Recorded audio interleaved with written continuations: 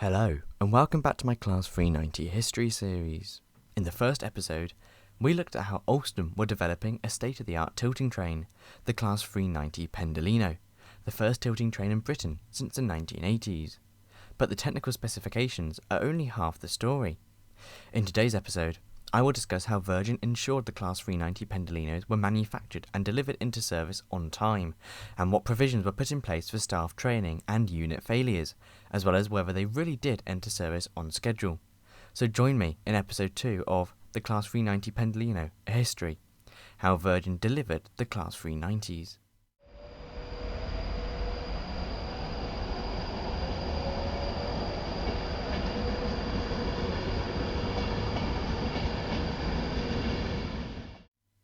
For Virgin Trains, ensuring their new Class 390 Pendolinos were brought into service on time was critical. They needed to phase out their older, more unreliable loco-hauled stock as soon as possible, and passengers were beginning to get tired of the old, decrepit trains, as well as the plethora of delays and cancellations. The trains were needed to meet the timescale that Railtrack, the precursor of Network Rail, had put in place for the full West Coast Mainline upgrade scheme they were undertaking. An ambitious project which would have brought top line speeds on the mainline to 140 miles an hour. However, this was eventually unobtainable due to Railtrack's perilous financial state, and the upgrade was limited to 125 miles an hour. Regardless, it was critical that the 390s were in service on time to maximise the increased top line speed. Virgin Trains had promised the public a reliable, modern, frequent and speedy service. However, as of 1998, this was not going to plan. The Class 390s couldn't come soon enough. Hence, Virgin employed 40 people to ensure the smooth delivery and introduction of the Pendolinos for Virgin and the Voyagers for Virgin Cross Country. This small team would be working on two major new train builds, worth well over £1 billion, and would also support Railtrack's £2.3 billion PUG-2 140-mile-an-hour West Coast Mainline contract for services south of Crewe. Virgin established a programme board which would meet monthly with the executive directors to report on the progress made in the previous month. Virgin also hired full-time project managers to monitor every key process from the construction to the maintenance of the units. For Virgin, it was equally important for the units to be constructed in the UK, as this would allow for easy movement of the units once constructed and would reduce shipping costs. The units were constructed at Washford Heath in Birmingham, which Alstom acquired from fellow train manufacturer Metro Camel.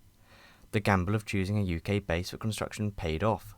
By September 2003, with a year left until Virgin targeted full introduction, they had accepted 27 out of 53 Pendolinos, with Alstom, who were building the units, averaging a beat rate of 1 unit every 5 days, which was highly impressive. One problem encountered with the construction of the Class 390s was the fact that they were ordered to be just 8 or 9 coaches long. The theory being that the shorter trains would be able to cope with the passenger numbers, due to Virgin expecting 140-mile-an-hour operations on the West Coast Mainline. This would allow for higher frequency in services, and thus only 8 or 9 car trains would be necessary to run a full timetable.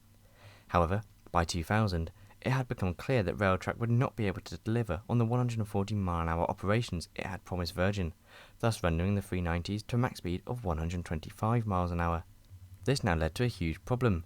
Virgin would now theoretically be forced to run less services than they initially planned, due to the longer journey times, reducing the number of trips per day and hence the number of seats available. With only 8 or 9 car trains, this would lead to quite a substantial capacity shortage, so the decision was made to extend all units to at least 9 carriages, and some to 10. The Pendolino was designed as 2 trains coupled together, meaning the 9th car had to be a trailer car in the middle of the train. Although the extra 45 tonnes did slightly decrease the performance and acceleration of the units, the 76 extra seats in the 53 Pendolinos, equating to 4,028 seats across the fleet, would be pivotal for the expected passenger growth.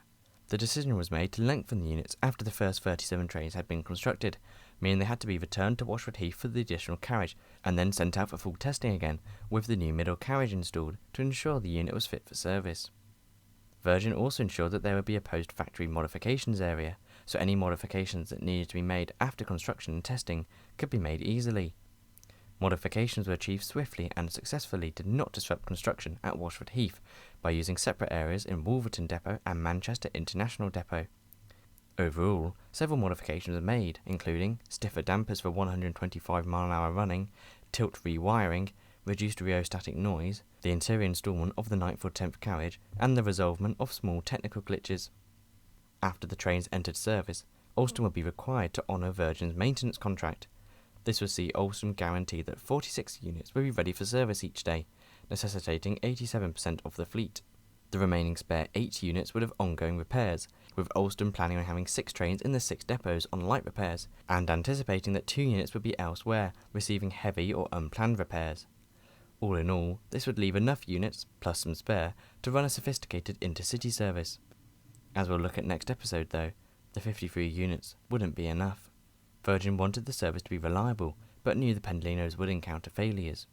To minimise disruption, Virgin decided to implement rapid response rescuers in the form of different trains.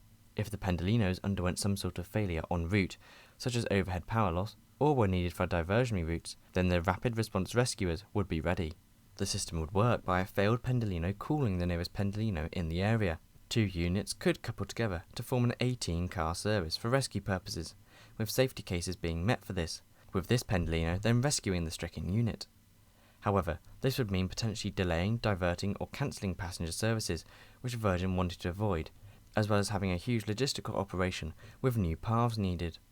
To combat this, Virgin converted 16 of their own Virgin Cross Country Class 47s into Class 57s to provide rapid responses to situations, and would be stationed at strategic locations along the West Coast Main Line, such as Rugby, Crewe or Carlisle.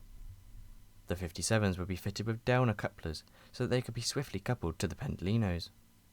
Out of a possible 16, only 6 would be needed to provide Pendolino rescues, all day, every day. Impressively, the 57s could achieve 2,700 horsepower, allowing 95-mile-an-hour operations, while still powering all the key Pendolino features, such as aircon and kitchen equipment. As I touched on earlier, the Thunderbirds would also play a key role in diversions along the West Coast Main Line, along unelectrified routes, such as between Nuneaton and Birmingham, Settle and Carlisle, as well as the Glasgow South West Engineering diversionary route. Upon starting service, the Thunderbirds were also planned to operate 2 services a day, hauling a 390 from Holyhead to Crewe. After Crewe, the 390 would be able to run on its own power down to Euston, thus allowing for Pendolinos to be used on North Wales services through to and from London. The trains failing weren't the only problems Virgin had to consider when bringing the Pendolinos into service. The company also had to think about how to construct a train that would work with the newest infrastructure on the West Coast Main Line, as well as working with the 60s infrastructure from when the route was first electrified. These asset differences did lead to some problems with the Pendolino. For example, the 390s and their electromagnetic spray found weak links in line-side interference whilst Pendolinos ran, such as cables, interlockings, level crossing CCTV cameras, and axle counters. Railtrack and subsequently Network Rail were able to fix these interference issues, and the first 390 was able to run in time for the Manchester Commonwealth Games in 2002. Virgin joined with Network Rail and Alstom to resolve any remaining problems, Alstom agreeing to modify the entire fleet in just 4 weeks to eliminate the problematic 11 kHz emissions the units had. Network Rail installed isolating transformers to act as filters for signal interference, and replaced 3 CCTV level crossing installations. French Electrical Systems Group Thales successfully diverted telecommunication networks away from cables that disliked the Pendolino's harmonics. The Strategic Rail Authority also prevented any commercial issues delaying the implementation. It's all good having the network and trains being able to run together, but without train crew there would be no services. Every Virgin staff member had to undergo at least 3 weeks basic training on the Pendolino under non-tilt 110-mile-an-hour operations. Virgin had to release over 400 drivers for additional training, whilst keeping a normal timetable in operation on the main line. By September 2004, over half of Virgin's staff had been trained on the units. All staff then went on a compulsory 125-mile-an-hour tilt running to ensure staff got used to the tilt sensation. High-tech simulators, like those for aircraft, were constructed with drivers spending a week's training in these. This then allowed for 5 drivers at a time to receive detailed training in the handling of the 390's fault finding and full 8-degree simulator tilt. 2,000 train managers, catering staff and dispatch staff also spent 2 weeks training, with this process finishing by mid-2004. With the first passenger services running on the 23rd of July 2002, Virgin were now able to quickly introduce the Pendolino. By the end of 2003, 18 units were able to run at the network at any one time, without any interference to line-side equipment. In 2004, this number rose to 24, with real-time monitoring of the signals put in place to enable the increase. One last point, which could have its own episode, is the infrastructure. Following full 1996 electrification of the West Coast Main Line, the infrastructure had remained largely frozen. After a slow start to implement 125-mile-an-hour running, Bechtel, an American engineering company, were appointed to manage the West Coast Main Line infrastructure upgrade, with Bechtel upgrading the West Coast Main Line to 125-mile-an-hour running by late 2004 south of Crewe. Huge junction upgrades along the line from Rugby to Stockport took place, with Rugby and Norton Bridge being completely remodelled. 125-mile-an-hour running north of Crewe was finished by 2006, and although 140-mile-an-hour aspirations were never fully imagined due to cost constraints and rail tracks collapse, full 125-mile-an-hour West Coast Main Line running was, with the Pendolinos being quite happy to run at this speed. That's it for today's episode. The Pendolinos, having entered service, could finally be experienced by the passengers who long awaited service and rolling stock upgrades. In the next and final episode of the 390's history, I will be discussing the planned timetable these units will run, Virgin's marketing and image, as well as how the units have fared since entering service up until the present day. I'll also go through a full conclusion of the units and the lessons learnt from this incredible train manufacturing process, such as rail tracks collapse and its effect on the Pendolinos. Until then, make sure you like, subscribe and turn notifications on so you don't miss my next episode. Also, special thanks to my first class members Callum Martin Bell and Crispin McKee, as well as my business zone members Andrew Bowen, Anthony Harris, Anthony James Moore, ARK, Connor Grieg, Craig Mitchell 43, Gordon Walker, Jay Tecco, Lewis C21 and NJTE. You can get your name on this list from as little as £2.99 a month and help me to make my videos. I do appreciate it, thank you. Also, thanks to everyone that let me use their footage for today's video. You can find their channels in the description or pinned comment. Thanks so much for watching. Check out my Twitter, Discord and Instagram in the links below. And I'll see you soon. Goodbye.